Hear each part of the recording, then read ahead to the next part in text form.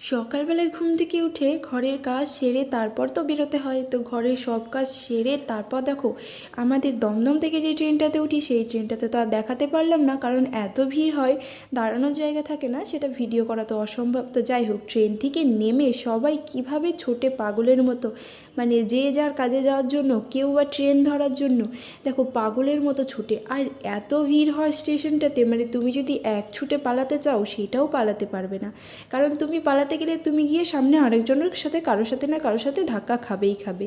তো যাই হোক, সবাই দেখো পাগলের মতো ছুটছে, আর আমিও তো সেই পাগলের মতোই ছুটছি। ছুটতে ছুটতে ছুটতে একটা স্টেশন থেকে, মানে একটা প্ল্যাটফর্ম থেকে আর একটা প্ল্যাটফর্মে যেতে অন্তত 5 থেকে 6-7 মিনিট লাগে। আর এই 6-7 মিনিট কিন্তু পুরো পাগলের মতোই ছুটতে হবে, না হলে আবার অন্য ট্রেন পাবে না।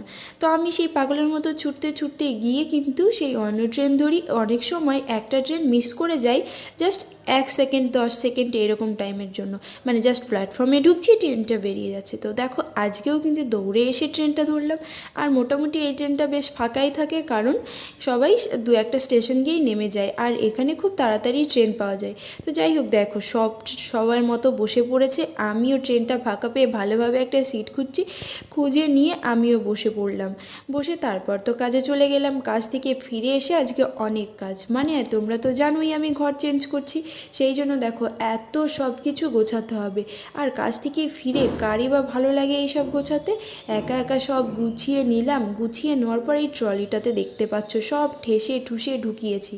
এবার দেখো ট্রলিটা আর আটকানোই যাচ্ছে না। ট্রলিটাকে খুব কষ্ট করে আটকানোর চেষ্টা করছি, অনেক কষ্ট করে আটকেওছি, মানে ট্রলিটার উপর চেপে বসে ট্রলিটাকে মানে কী করেছি, যখন খুলবো তখন বুঝতে পারবো।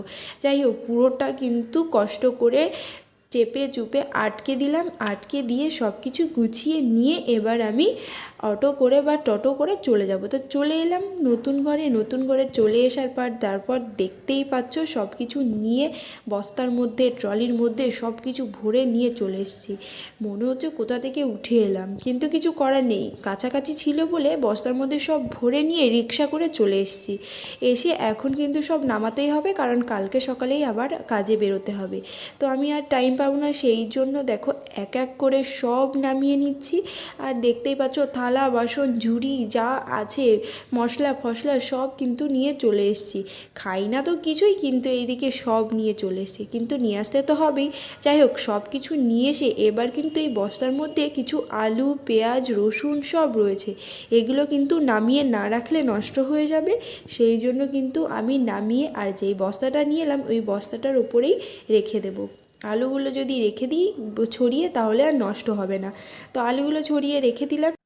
এবার বাদ বাকি যাগুলো আছে সব কিন্তু এরকম বের করে রেখে দেবো, না হলে পুরোটা কিন্তু নষ্ট হয়ে যাবে। আর বেডশিটগুলো সব নিয়ে এসেছি, এখন কোনো রকম কোনো মতে একটু গুছিয়ে নিয়ে যাতে থাকা যায় সেরকম করব।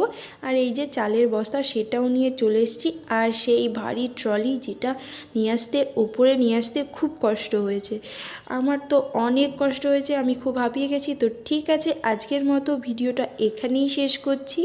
আর আমার রান্নাঘরটা কীরকম করে গুছিয়ে নিয়েছি দেখো, সব মশলা দানি ফানি যা আছে কৌটো ফৌটো সব এরকম করে রেখে দিলাম, আর আলু ফালু সব কিন্তু গুছিয়ে রেখে দিয়েছি। তো যাই হোক, আজকের মতো ভিডিওটা শেষ। চলে আসবো নতুন আবারও ভিডিও নিয়ে। ভালো লাগলে লাইক করো, শেয়ার করো, কমেন্ট করো।